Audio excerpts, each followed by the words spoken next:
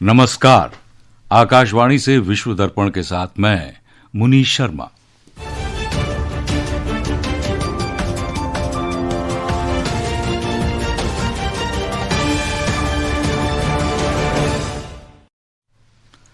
भारत और अफगानिस्तान के मध्य वस्त्र उद्योग में सहयोग बढ़ाने पर बातचीत।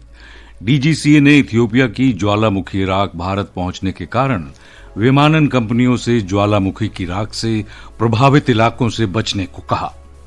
यूरोपीय नेताओं ने रूस यूक्रेन युद्ध समाप्त करने के लिए अमेरिका के शांति प्रस्तावों पर जेनेवा में बातचीत में हुई प्रगति का स्वागत किया। अमेरिका के राष्ट्रपति डोनाल्ड ट्रंप ने मुस्लिम ब्रदरहुड के कुछ समूहों को विदेशी आतंकवादी संगठन और विशेष तौर से वैश्विक आतंकी घोषित करने की प्रक्रिया की शुरू और भारत ने ढाका में चीनी ताइपे को 35-28 से हराकर लगातार दूसरी बार महिला कबड्डी विश्व कप जीत लिया है। और अब समाचार विस्तार से। भारत और अफगानिस्तान के उच्च स्तरीय प्रतिनिधिमंडल ने वस्त्र क्षेत्र में प्रगाढ़ सहयोग के रास्ते तलाशने पर चर्चा की है। वस्त्र मंत्रालय ने कहा है कि अफगानिस्तान के उच्च स्तरीय प्रतिनिधिमंडल ने नई दिल्ली में वस्त्र मंत्रालय के व्यापार सलाहकार ए बिपिन मैनन से मुलाकात की। एक रिपोर्ट। अफगानिस्तान के प्रतिनिधिमंडल का नेतृत्व आर्थिक संबंध महानिदेशक शफीउल्लाह आजम कर रहे थे। बैठक के दौरान दोनों पक्षों ने आपसी सहयोग के रास्तों पर चर्चा की, जिसमें अफगान कपास किसानों के लिए तकनीकी समर्थन और प्रशिक्षण, शिपमेंट और वीजा की सुविधा और दोनों देशों के उद्योग निकायों के बीच निकट संपर्क शामिल हैं। दोनों देशों के बीच वस्त्र व्यापार संबंध का बहुत महत्व है। भारत का निर्यात पिछले वर्ष 6 करोड़ 87 लाख डॉलर तक पहुंच गया। अफगानिस्तान ने 2024 में दुनिया भर से 74 करोड़ 28 लाख डॉलर के वस्त्र और कपड़े आयात किए। विश्व दर्पण के लिए मृगनयनी पांडे। अफगानिस्तान के खोस्त प्रांत के एक रिहायशी इलाके में पाकिस्तान के हमले में 9 बच्चों सहित 10 नागरिक मारे गए हैं। अफगान सरकार ने बताया कि इस हमले में एक स्थानीय निवासी के घर को निशाना बनाया गया। कार्यवाहक अफगान सरकार के प्रवक्ता जबीउल्लाह मुजाहिद ने बताया कि यह हमला मंगलवार रात लगभग 12 बजे खोस्त के गुरबुज जिले के मुगलकई इलाके में हुआ। नागरिक विमानन महानिदेशालय डीजीसीए ने मस्कट उड़ान सूचना क्षेत्र और आसपास के क्षेत्रों को प्रभावित करने वाली हालिया ज्वालामुखी राख गतिविधियों के बारे में सभी भारतीय विमानन कंपनियों को सुरक्षा परामर्श जारी किया है। डीजीसीए ने कहा है कि भारतीय विमानपत्तन प्राधिकरण और फ्रांस के टुलूज में स्थित ज्वालामुखीय परामर्श केंद्र ने ज्वालामुखीय परामर्श अष्टम जारी किया है। अष्टम विमानन कंपनियों को जारी किया जाने वाला एक विशेष संदेश है। इसमें विमानन कंपनियों को ज्वालामुखी विस्फोट या ज्वालामुखी से उठने वाले धुएं और राख के बारे में बताया जाता है। डीजीसीए ने सभी विमानन कंपनियों को संबंधित नियमों का पालन करने और सभी कर्मचारियों को इसके अनुसार जानकारी देने के निर्देश भी जारी कर दिए हैं। इथियोपिया में ज्वालामुखी विस्फोट से उठते धुएं और राख का गुबार कल रात भारत के उत्तर पश्चिमी राज्यों राजस्थान, गुजरात, महाराष्ट्र और राष्ट्रीय राजधानी क्षेत्र दिल्ली और आसपास के इलाकों और पंजाब को पार कर गया है। एक रिपोर्ट। ज्वालामुखी के इस गुबार से दृश्यता में कमी आई है और इसके पूर्व की ओर बढ़ने से हवाई यातायात बाधित हुआ है। नागरिक विमानन महानिदेशालय ने कल विमान संचालन कंपनियों और हवाई अड्डों को इससे संबंधित दिशा निर्देश जारी किए। इस बीच आकाशा एयर, इंडिगो और KLM विमानन कंपनियों ने कुछ उड़ानें रद्द कर दी हैं। इथियोपिया में हेली गुब्बी ज्वालामुखी रविवार को लगभग 10,000 वर्षों में पहली बार फटा। इससे लाल सागर के पार ओमान और यमन की ओर विशाल राख का गुब्बार उठा और पूर्व की ओर बढ़ गया। मौसम विभाग ने कहा है कि इससे दिल्ली में वायु प्रदूषण के स्तर पर अधिक प्रभाव पड़ने की आशंका नहीं है, क्योंकि बादल की ऊंचाई 10 किलोमीटर से अधिक है। समाचार कक्ष से मैं मुकेश कुमार बल।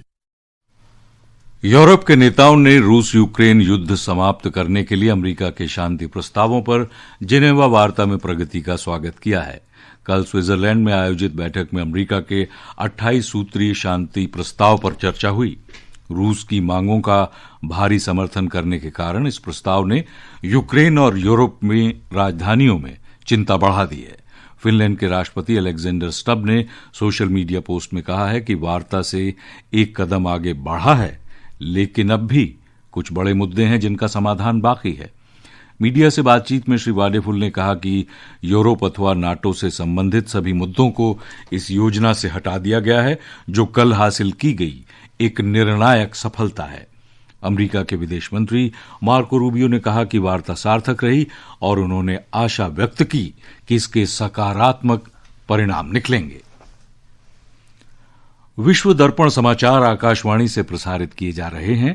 ताजा समाचार जानने के लिए आप हमारे social media handle x@AIR news Hindi को फॉलो कर सकते हैं। विश्व दर्पण में आपका फिर स्वागत है। अमेरिका के राष्ट्रपति डोनाल्ड ट्रंप ने मुस्लिम ब्रदरहुड के कुछ समूहों को विदेशी आतंकी संगठन, विशेष तौर पर वैश्विक आतंकी घोषित करने की प्रक्रिया शुरू कर दी है। व्हाइट हाउस की फैक्ट शीट के अनुसार राष्ट्रपति ट्रंप मुस्लिम ब्रदरहुड के अंतर्राष्ट्रीय नेटवर्क का सामना कर रहे हैं, जो मध्य एशिया में अमेरिका के हितों और सहयोगियों के विरुद्ध आतंक और अस्थिरता फैलाने के अभियानों को बढ़ावा देता है। राष्ट्रपति ट्रंप ने कल एक प्रशासनिक आदेश पर हस्ताक्षर किए थे, जिसमें विदेश मंत्री मार्को रूबियो और वित्त मंत्री स्कॉट बेसेंट को ये रिपोर्ट जमा करने का निर्देश दिया गया कि क्या लेबनान, मिस्र और जॉर्डन में मुस्लिम ब्रदरहुड की किसी शाखा को आतंकी संगठन घोषित किया जाए। इसमें मंत्रियों को रिपोर्ट के 45 दिनों के भीतर किसी भी घोषणा पर आगे बढ़ने का आदेश दिया गया है। इस कदम से अरब जगत के सबसे पुराने और प्रभावशाली इस्लामिक आंदोलन में से एक पर प्रतिबंध लग जाएगा।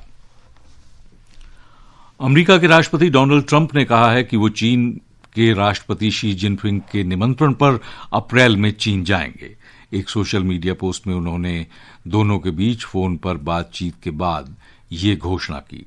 श्री ट्रंप ने कहा कि बातचीत में यूक्रेन और रूस के अलावा फेंटनिल तथा सोयाबीन जैसे कृषि उत्पादों पर भी चर्चा हुई। भारत अंतर्राष्ट्रीय फिल्मोत्सव इफ्फी में फिल्म निर्माताओं, अभिनेताओं, प्रोड्यूसर्स और फेस्टिवल क्यूरेटर्स ने मशहूर अभिनेता धर्मेंद्र को श्रद्धांजलि दी है, जिनका कल निधन हो गया था। इफ्फी की आयोजक एंटरटेनमेंट सोसाइटी ऑफ गोवा ने अभिनेता धर्मेंद्र के सम्मान में कल सभी ऑन स्टेज कार्यक्रम रद्द कर दिए, लेकिन फिल्मों का प्रदर्शन तय समय के अनुसार जारी रहा।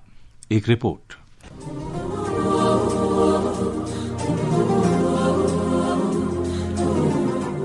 इफ्फी में महिलाओं की आंतरिक संवेदनाओं और भावनाओं पर केंद्रित कई फिल्में दिखाई जा रही हैं, जिनमें द विजुअल फेमिनिस्ट मैनिफेस्टो प्रमुख है और ध्यान आकर्षित करने वाली अंतर्राष्ट्रीय फिल्मों में स्लोवाक फिल्म फ्लड भी शामिल है। वहीं लाला एंड पॉपी और द परस्यूट ऑफ स्प्रिंग जैसी गैर मुख्य धारा की फिल्मों के निर्माताओं का कहना है कि कैसे उनका सिनेमा न केवल मनोरंजन करेगा बल्कि लोगों के मन पर गहरा प्रभाव भी छोड़ेगा। इसके अलावा कई क्षेत्रीय और छोटी समयावधि की अलग अलग मुद्दों को उजागर करती हुई फिल्में भी आकर्षण का केंद्र है। इस कार्यक्रम में महान अभिनेता धर्मेंद्र को श्रद्धांजलि भी दी गई। उनके लिए कार्यक्रम स्थल पर उपस्थित दर्शकों और कलाकारों ने 2 मिनट का मौन रखा। संगीतमय कार्यक्रम का शुभारंभ और समापन श्री धर्मेंद्र के फिल्म की गीत से हुआ।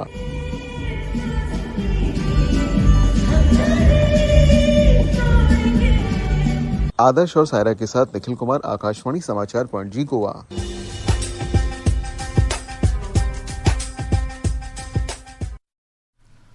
भारतीय महिला कबड्डी टीम ने ढाका में चीनी ताइपे को 35-28 से हराकर लगातार दूसरी बार महिला कबड्डी विश्व कप का खिताब जीत लिया है। प्रधानमंत्री ने कहा है कि ये जीत युवाओं को प्रेरित करेगी। और अंत में इस बुलेटिन के मुख्य समाचार एक बार फिर। भारत और अफगानिस्तान के बीच वस्त्र उद्योग में सहयोग बढ़ाने पर बातचीत। डीजीसीए ने इथियोपिया की ज्वालामुखी राख भारत पहुंचने के कारण विमानन कंपनियों से इस राख से प्रभावित इलाकों से बचने को कहा है। यूरोपीय नेताओं ने रूस यूक्रेन युद्ध समाप्त करने के लिए अमेरिका के शांति प्रस्तावों पर जेनेवा में बातचीत में हुई प्रगति का स्वागत किया है। अमेरिकी राष्ट्रपति डोनाल्ड ट्रंप ने मुस्लिम ब्रदरहुड के कुछ समूहों को विदेशी आतंकी संगठन और विशेष तौर से वैश्विक आतंकी घोषित करने की प्रक्रिया शुरू कर दी है। और भारत ने ढाका में चीनी ताइपे को 35-28 से हराकर लगातार दूसरी बार महिला कबड्डी विश्व कप जीत लिया है। और इसके साथ ही विश्व दर्पण का ये अंक समाप्त हुआ। नमस्कार।